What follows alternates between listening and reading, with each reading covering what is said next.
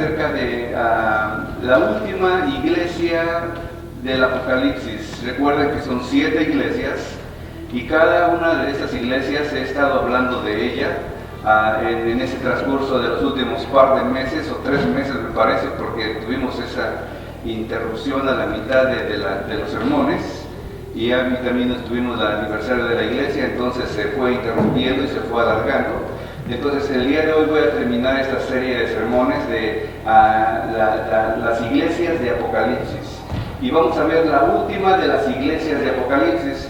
La última de las iglesias de Apocalipsis se llama la Odisea y lo puedes encontrar en tu Biblia en el libro de Apocalipsis capítulo 3 versículo del 14 al 22.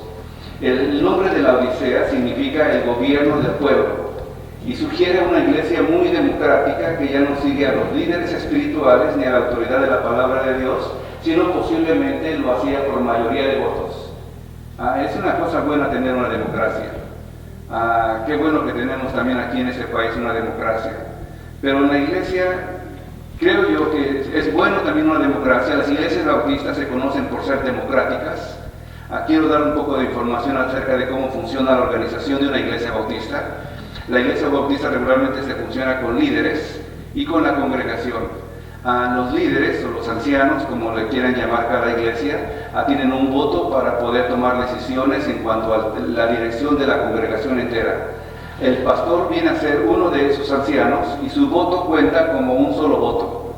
No tiene 10 votos encima de los demás líderes, sino solamente un solo voto. Y la congregación también tiene voto en decisiones que se tengan que tomar. De esa manera, el pastor no es el dueño de la iglesia.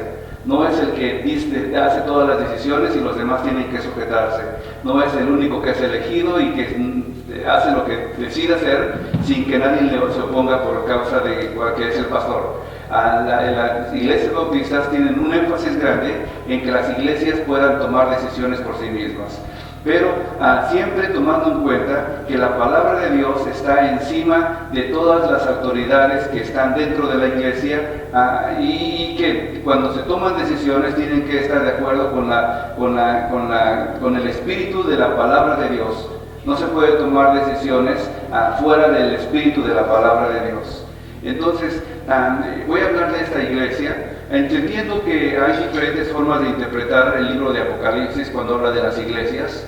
La primera es que esta iglesia es una iglesia histórica, es una iglesia que sí existió en Asia Menor. Después voy a dar un poco más de información de dónde está el mapa, etcétera, etcétera.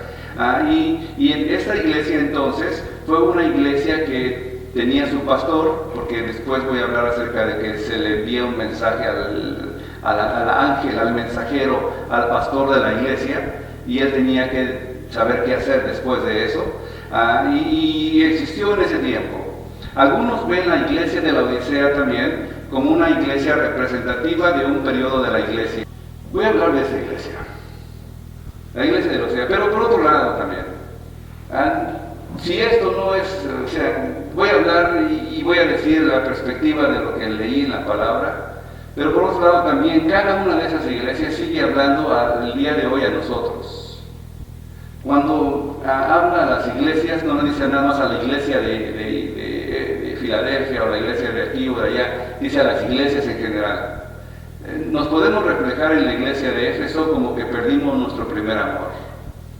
Nos podemos reflejar en la iglesia de Teatira porque hay algunos falsos maestros en medio de las iglesias. Nos podemos reflejar en cada una de ellas. Entonces también habla a la iglesia individual, habla a la iglesia general, la iglesia de todo el mundo, pero habla de la iglesia de ICCA. Y yo no sé exactamente cómo vaya a hablar ahora, pero yo espero que sí hable a ti. Habla a tu corazón la palabra de Dios. Como ya he estado enseñando en estos días, la iglesia de Éfeso, en esta U invertida, ¿sí? Más bien parece una N, ¿sí? Es la última de las iglesias.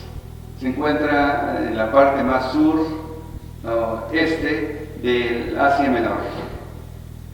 Es una ciudad que tenía cruces mercantiles, o sea que por ahí pasaban mínimo 3 caminos importantes, uno que venía del norte, otro que venía del oeste y otro que venía del este. Ahí se juntaban, era una ciudad muy importante, la Odisea.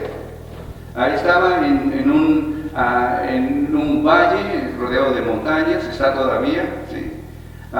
Y eso hacía que que esta ciudad, que era la capital del reino, de ese reino, de ese lugar más, que tuviera mucha influencia, porque la gente tenía que cruzar por ahí, porque en aquel tiempo no había aviones, no podían volar por otro lado, tenían que pasar por ahí. Y por esa causa, esta ciudad se hizo muy importante en las cuestiones de finanzas. Los bancos más importantes de Asia Menor se encontraban en ese lugar. O sea que si alguien quería mover dinero o establecer algún tipo de negocio, tenía que hablar con la gente que vivía en ese lugar. También de las modas. Cuando hablo de las modas no significa que era como París, que tenía nuevos estilos cada año. Significa que también en ese lugar habían unas ovejas negras, o tenían ovejas negras, o ellos habían encontrado una particular forma de poder hacer que la lana se volviera negra, y vendían ellos esa lana negra para hacer togas, para hacer vestidos. Aunque las personas en aquel tiempo empezaron a usar esta idea de que si alguien moría tenías que tener vestirte de negro, entonces si tenías que hacer luto algún día, tenías que tener algo negro para ti. Sí, yo creo que hasta nuestros días, ¿no? ¿Alguien tiene en su casa algo negro? Pues yo tengo también algo negro, ¿no? Por si acaso, ¿no? Entonces ya si me invitan a algún funeral, algún velorio, pues puedo llegar vestido de negro. En aquel tiempo no era tan fácil conseguir tanta ropa. Entonces ellos se volvieron famosos exportadores de lana negra, que se vendían por todas partes.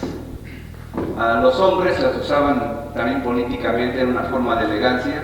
Las mujeres, leí una cosa interesante, no sé si sea cierto, pero leí en Wikipedia.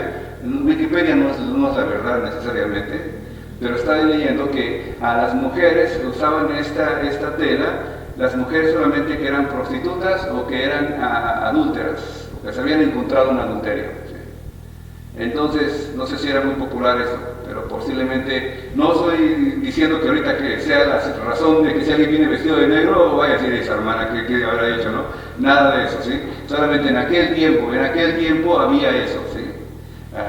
Y entonces era una moda que ellos habían establecido, o sea, era un lugar muy importante de telas, de ropa. Y también era un centro importante de medicina. Ellos tenían una escuela que era importante en toda Asia Menor, y en esa escuela de Asia Menor surgían los mejores médicos para exportar a diferentes lugares. Si alguien quería estudiar medicina, podía ir a ese lugar, y en ese lugar seguramente le iban a enseñar. Y además tenían una particular cosa que era reconocida en toda Roma, le llamaban colirio. Ellos producían el colirio para los ojos. En un tiempo donde la gente no usaba anteojos, y cuando no usas anteojos y tratas de leer algo, te cansa la vista y te llora, etcétera, etcétera. Entonces, ellos tenían la solución para que no hubiera ese problema, y nada más te comprabas tu colirio de la Odisea y te la pasabas bien. Entonces, eran muy conocidos por ayudar a la vista a poder ver mejor. Era un lugar muy importante, centro de finanzas, centro de modas y centro de medicinas. ¿Qué pasa con esta iglesia entonces? ¿Qué dice la Biblia acerca de ella?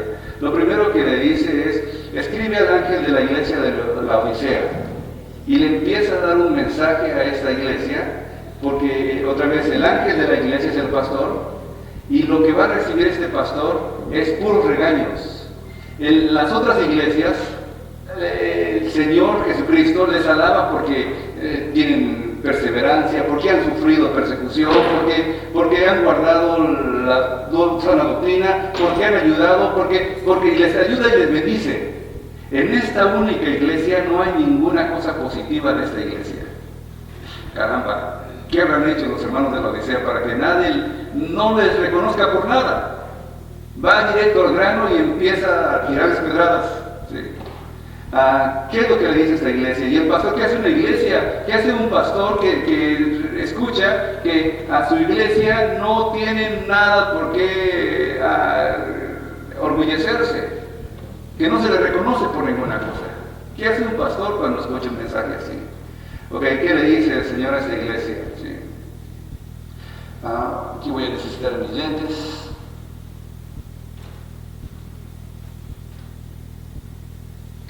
Y escribe al ángel de la iglesia de Odisea: He aquí el amén, el testigo fiel y verdadero, el principio de la creación de Dios dice esto. El Señor se presenta de diferentes formas. ¿Sí? Cuando se presenta de diferentes formas, en cada una de las iglesias, Él dice quién manda la carta. Algunos de ustedes han mandado cartas, yo creo, ¿verdad? Yo he mandado muchas cartas. Una cosa importante en cada carta es a quién la escribe. Número 2, a quién se la manda. Y en cada una de esas cartas, el remitente Jesús se presenta de diferentes formas.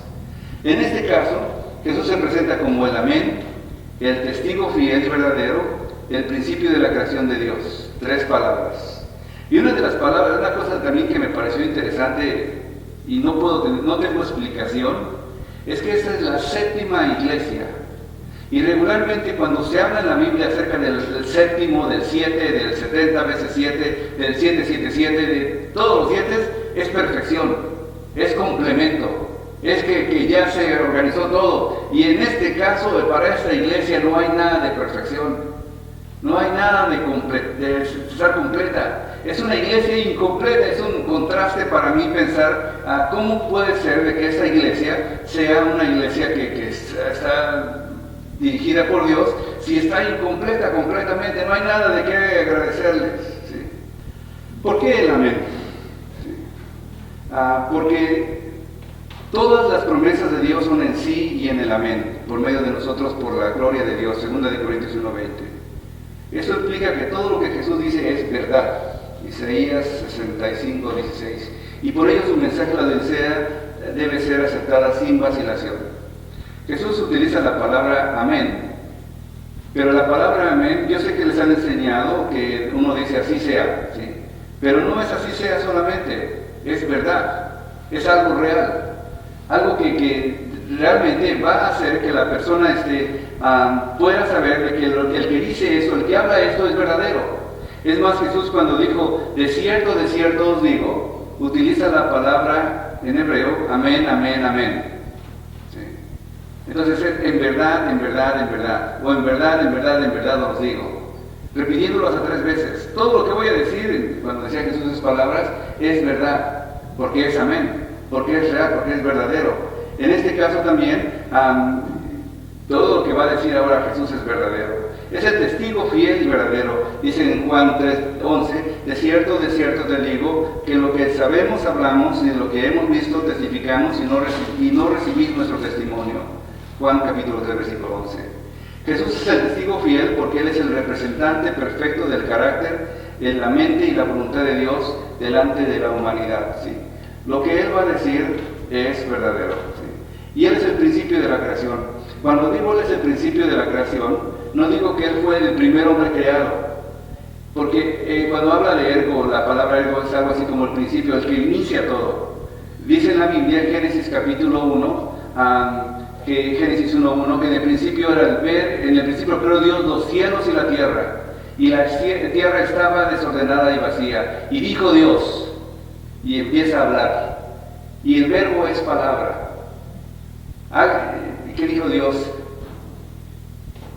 Y dijo Dios, sea la luz, y fue la luz. Eso fue lo primero que dijo Dios. Y después, y dijo Dios, y dijo Dios, y dijo Dios. Y Juan capítulo 1, versículo 1 habla un poco más de ese verbo, de esa palabra. Dice en Juan capítulo 1:1, en el principio era el verbo, y el verbo era con Dios, y el verbo era Dios. Y el verbo se hizo carne, versículo 18, y vimos su gloria como de unigénito Hijo de Dios. El verbo es Jesús, el verbo que se hizo carne. Entonces, una vez más repito lo que dije la semana pasada.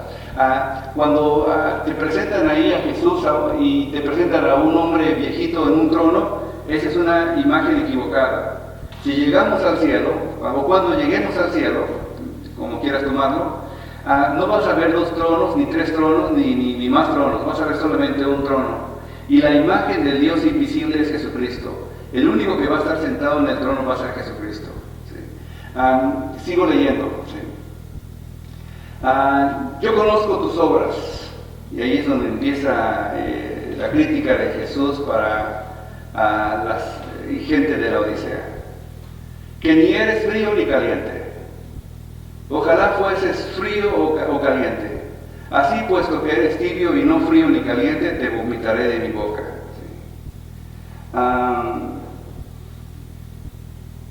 ¿Qué es lo que puedo decir de esto? Déjame mostrarte una imagen de lo que es, lo que era el lugar de la Odisea. La Odisea está ahí subrayada en la parte de abajo, es un pequeño, no sé si alcanza a ver un nombre, aquí sí se alcanza a ver un poco más, la Odisea, Filadelfia. Y vean, por aquí venía un río, que era de un lugar llamado Troas, y por aquí venía otro río, que era de la parte norte, de las montañas del norte, y que se juntaban en este lugar, y que luego se juntaban y seguían adelante. Esta gente de la Odisea, aquí, que están aquí, tenía también que hacer acueductos para traer el agua fría, para llegar aquí a la Odisea, pero en este lugar había también aguas termales. ¿Sí saben qué es aguas termales? ¿Alguien ha estado en un agua termal? ¿Qué se siente cuando usas un agua termal? Bien rico, ¿no? Regularmente son calientes porque tienen de azufre, vienen de volcanes y sale el agua bien calentita. La gente lo usa como medicina también, se van ahí a tranquilizar, que se lleva cuánta cosa. ¿Sí? Esa agua se toma, no se toma. ¿Sí? Pero el agua del norte, el agua que venía de las montañas, bajaba fría, agradable, bien fresca. Y el agua fría que venía fresca y agradable, pues se puede tomar. El agua caliente para sanar. El agua fría para que los sedientos pudieran tomar agua. Pero cuando se juntaban los dos y surgía una nueva agua, esa agua, si se tomaba, era como medio azufrada y hacía que la gente hasta vomitara. Entonces cuando Jesús le dice, yo conozco tus obras, que ni eres frío ni caliente, ellos en su mente luego se ponen a pensar, el agua que baja de las montañas y el agua que viene del valle, cuando se juntan, no son ni frías ni calientes. ¿Qué le está diciendo Jesús aquí a esta gente? No que si eres bueno o malo. Como les dije, el agua caliente la usaban para sanar a los enfermos o para el decaído, que su vida no tiene ningún progreso, aunque no económico, porque este hombre decía, soy rico, miren, el lugar donde vivo, las finanzas, la medicina, las modas, me visto bien, como bien, tengo dinero, no tengo problema de enfermarme porque ahí está el hospital, la paso muy bien, me va muy bien, soy bendecido. Y le estaba diciendo, Señor, tú no eres bendecido, tú eres un desventurado, desbendecido, ¿sí? Eres miserable. Y decía, pero yo soy muy bendecido, yo tengo muchas cosas, ve todo lo que tengo, ve el carro que tengo allá afuera, ve la casa que tengo, ve el negocio que tengo, ve la casa que ves, prosperidad en la cuenta del banco que tengo, ve todo eso. Y el Señor está diciendo, eres miserable y pobre. Tienes mucho, pero no tienes nada. Ciego, pero tengo la clínica allá al lado y dan buenos colirios para los ojos. ¿Cómo me dices que soy ciego? Y estás desnudo, pero lleno de ropa.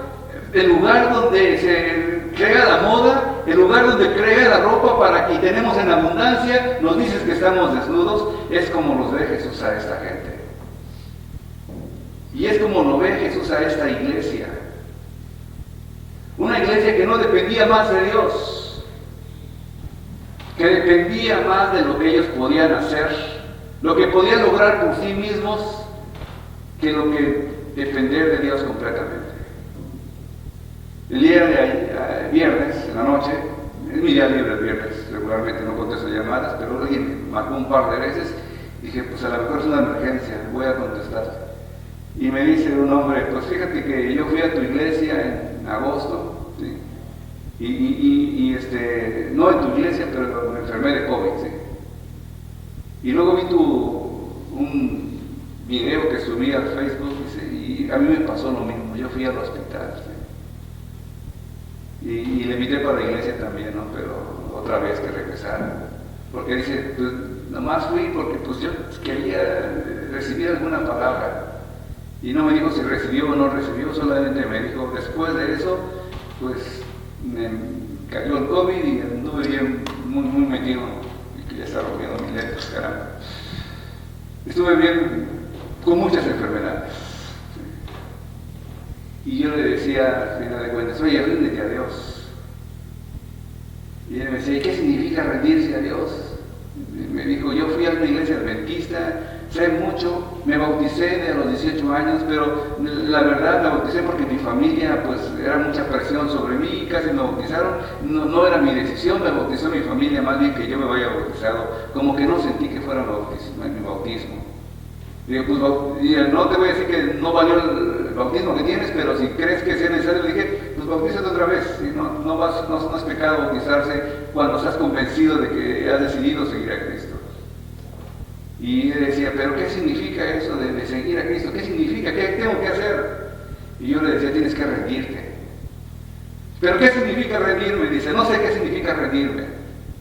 Y le dije, pues el ejemplo, mira, estás en una guerra, estás peleando contra el enemigo, de repente te das cuenta de que no tienes escapatoria y decides, ya me cansé, ya no quiero seguir peleando, y le dices a tu enemigo, yo me rindo, y levantas las manos, ¿no? Y cuando levantas las manos, el enemigo viene y pues ya no tiene las armas en tus manos, pues a lo mejor te va a poner a pagar una multa, o a lo mejor te va a meter a la cárcel, a lo mejor, pero ya no es tu voluntad, ahora te pones a la voluntad de la otra persona. Y le dije, eso es rendirte a Dios. Deja de pelear por tus propias fuerzas, deja de tomar decisiones por tu propio deseo de lo que quieres hacer y deja que Dios empiece a gobernar en tu vida. Y ese hombre como que agarró la onda, ¿no? Pero no sé exactamente porque no vino el día de hoy, quizás sí Dios siga trabajando con él, pero ahí estuve orando con él también, a media hora nos pasamos hablando. ¿Sí? Eso es rendirse. Podemos pensar de que nuestra vida está ya completa porque yo la manipulo, yo hago lo que se me da la gana, yo voy donde quiero ir, pero cuando nos ponemos en las manos de Dios, nuestra vida tiene que ser diferente. Esta gente decía, yo no necesito de Dios, yo funciono por mí mismo. Mira, tenemos un programa aquí, regalamos comida acá y todo lo hacemos, pero ¿qué tanto de profundo era su conocer con Dios? ¿Qué tanto de profundo era su relación con Dios? ¿Qué sigue diciendo de esta iglesia? Ok. Por tanto, me pasé uno. Si quieres regresarme, por favor. Gracias. Por tanto, te aconsejo que de mí compres.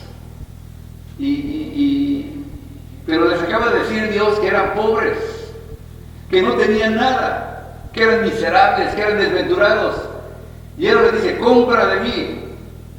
Y no le dice, compra en el mercado, compra con aquella gente, compra con los vecinos, compra de mí, le dice el Señor, de mí mismo. ¿Y con qué dinero van a comprar? ¿Con el dinero que ellos tenían? No podían porque estaban pobres, les acaba de decir que eran pobres.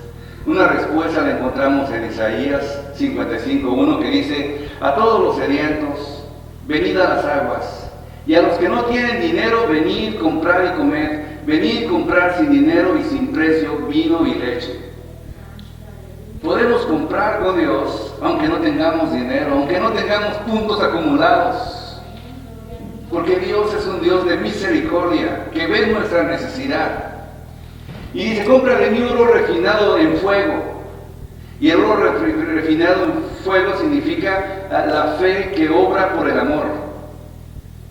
Cuando el Señor te dice refinado en fuego, es algo que tú has pasado con una dificultad grande y aún así puedes bendecir a otros. Es más impresionante cuando una persona está en dificultades y bendice a Dios, que cuando una persona tiene mucho dinero y bendice a Dios allá, ¡hey! Gloria a Dios porque Dios le bendijo. Que una persona que está en la enfermedad, que está en la pobreza, que ha perdido una familia, un familiar que ama tanto, y todavía puede decir, yo confío en Dios, el Señor es mi fuerza y mi protección, en Él confiaré. Compra ese fuego, una fe que se demuestra con las obras que tienes, que aunque estás en necesidad, tú puedes bendecir a otros. Muchos me han dicho, yo cuando me componga ya voy a ayudar a otros. Pues nunca se van a componer. Por el contrario, la forma de componerse es ayudando a otros. Ya lo he comentado en este lugar, testimonio. Una mujer sufría de depresión grave y tenía una vinatería. ¿Sí? Su papá había sido un diputado de San Luis Potosí, era una persona importante, tenía cierto dinero, ¿sí? Una mujer, y continuamente con migrañas. Me dice, Joel, ya no sé qué hacer, esas migrañas no me dejan en paz. Y ese sentir de que tengo una vinatería y no sé qué hacer con esa vinatería tampoco, pero es la que me da de comer, ¿qué hago, Joel? Y no le di ninguna respuesta, pero le dije, oye, ven, acompáñame. ¿Sabes que yo visito un ranchito al lado de la ciudad que apenas empezaba? ¿Sí? Las calles, había hoyos por todos lados, los techos eran de lámina, ¿sí? Las paredes eran algunas de madera y otras ya empezaban a poner ladrillo o bloque. Y le dije, acompáñame ahí, estamos empezando a predicar, hay un pequeño grupito de gente que se junta, acompáñame. Y me acompaña a ese lugar, ¿sí? Y vio qué estábamos haciendo, habló, jugó con las niñas y se dio cuenta cuando empezamos a reunirnos, ahí empezamos a cantar algunos cantos y a hablar de la palabra de Dios y de repente me empieza a llover. Obviamente cuando hay lluvia se escucha bien fuerte la lámina, ¿ves? Y toda la gente, desde los niños hasta los adultos, salieron corriendo para acomodar ollas y tambos y botes a donde caía el agua, donde bajaba el agua de sus techos, porque ni agua tenía. Y todos primero, ¿qué pasó? ¿No? ¿Qué pasó? Pues todos estaban saliendo, ¿no? Hay que salir también, ¿qué hacemos? ¿No? Ya después nos dimos cuenta que estaba pasando eso. Ya después de que se calmó un poco el agua, terminamos, hicimos una oración y nos fuimos.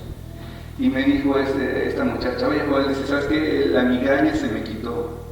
Yo pensé que tenía problemas. Yo pensé que estaba en necesidad. Yo pensé que casi no tenía nada, pero cuando veo a esta gente y veo la alegría y sus sonrisas y todo lo que hacen, me doy cuenta que ellos tienen más que yo. Y cuando empezó a acompañarme a este grupito de gente que visitábamos, su vida empezó a cambiar. Cuando tu vida empiezas a bendecir a otros, aunque estás en problemas, aunque estás en dificultades, tu vida empieza a cambiar.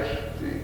Vestidos no con la cosa negra que ellos utilizaban y que eran muy famosos por ellos, sino ahora vestidos con vestiduras blancas, con vestiduras de pureza, con vestiduras de limpieza, con vestiduras de santidad, acciones justas, cosas que hacen que Dios, la gente pueda decir. Es otra cosa que me preguntó este hombre, ¿y cómo me doy cuenta cuando ya estoy bien?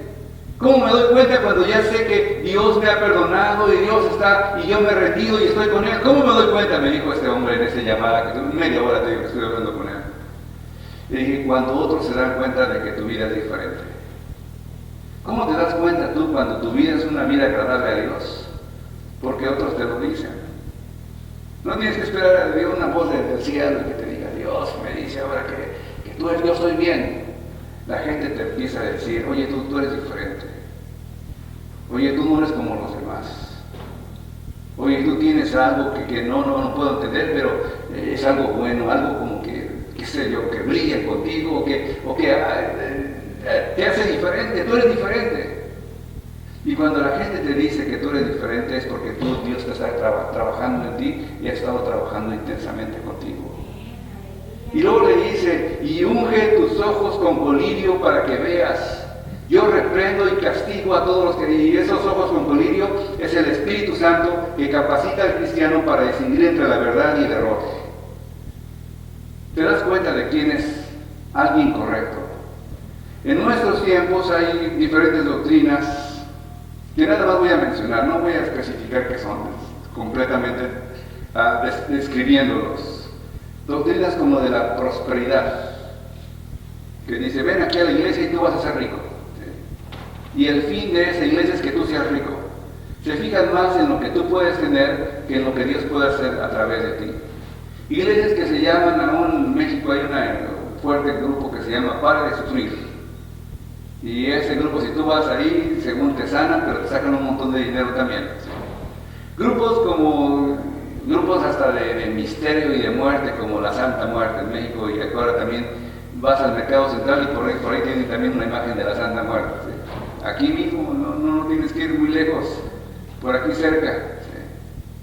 Grupos que dicen que Dios y que hablan de Dios, pero también mencionan cosas que son completamente fuera de la voluntad de Dios. Yo reprendo y castigo a todos los que amo. Sé pues celoso y arrepiéntete. Y no sé, quizá por eso estemos pasando por cosas como las que estamos pasando hoy. Quizá tengamos esta pandemia porque el Señor está arrepentiéndonos a nosotros.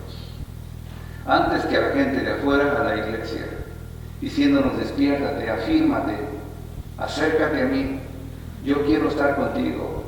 Eso es lo que nos dice el Señor: yo reprendo y castigo a todos los que amo. Si nos reprende y nos castiga es porque nos ama, no porque no quiera, no nos quiera y nos quiera destruir. Tengo 3 hijos, sí. Algunos son más mejores que otros hijos, pero no voy a decir quiénes, ¿sí? Y los tengo que corregir algunas veces. ¿Y por qué los corrijo? ¿Porque quiero destruirlos? ¿O porque quiero que se enderecen y caminen correctamente? Yo también tengo que corregirlos. Yo también los castigo. No porque los odio ni porque ya me arrepentí de haberlos tenido, nada de eso. Porque quiero que tomen de buenas decisiones. Porque quiero que caminen y les vaya bien en la vida. Porque quiero que Dios los bendiga. Casi termino, sí. Esta es una advertencia que surgió en el año 60, no 60 años antes, más bien como 30 o 40 años antes de que pasara esto. Antes de que la Odisea se volviera una iglesia como se volvió, Dios le dijo esas palabras por medio del apóstol Pablo en la carta a Colosenses. Le dice entre varias, nada más puse unos cuantos versículos porque no quise leer todo el pasaje. Porque quiero que sepáis cuán grande lucha sostengo por vosotros. Hablando de los Colosas, Colosenses está muy cerca de ahí, los de Colosia, Colosas, sí. Y los que están en la Odisea. O sea, Pablo decía: yo estoy orando fervientemente por ustedes y por todos los que nunca han visto mi rostro, decía Pablo en Colosenses capítulo 2:1. En el 4 dice: y esto lo digo para que nadie los engañe con palabras persuasivas.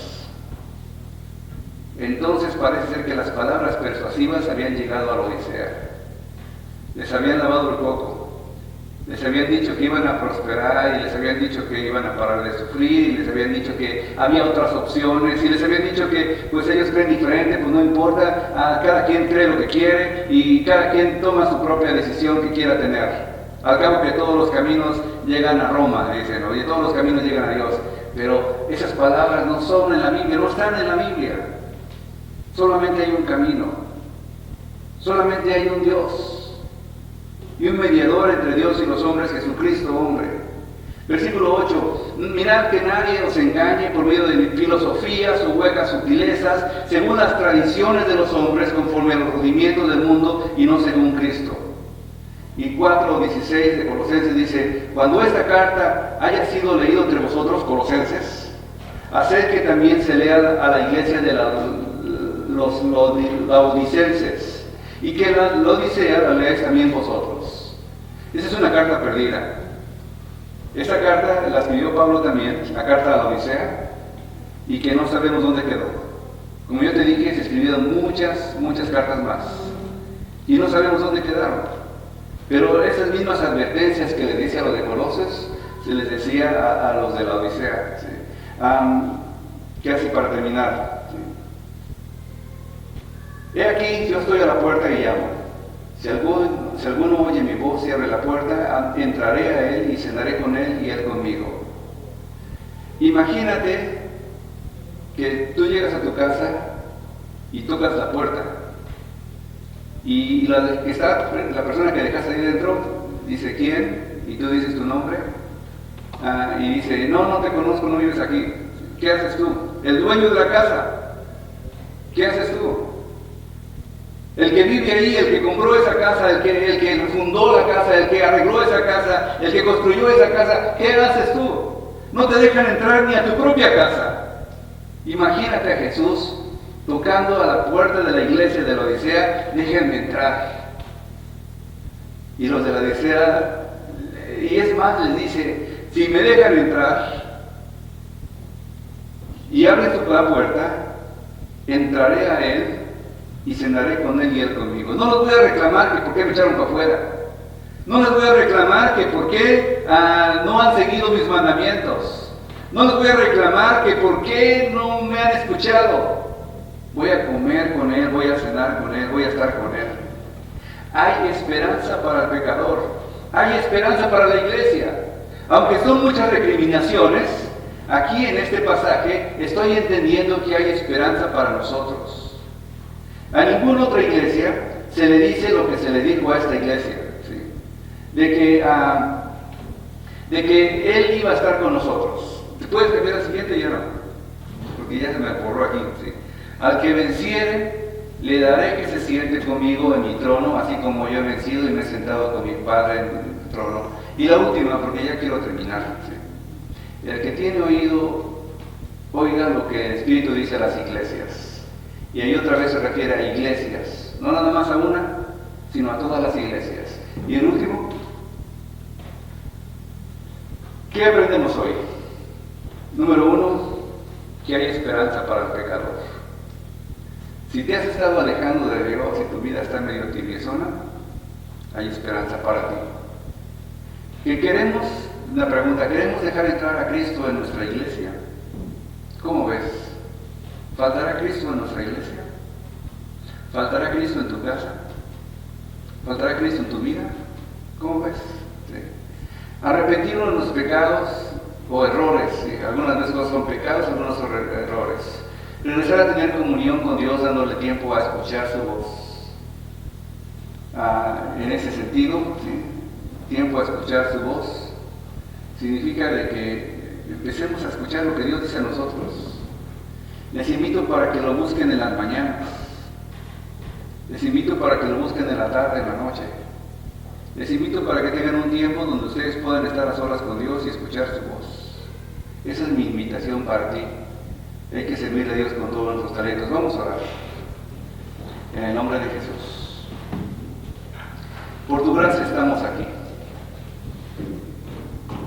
Purifícanos, Señor. Sumérgenos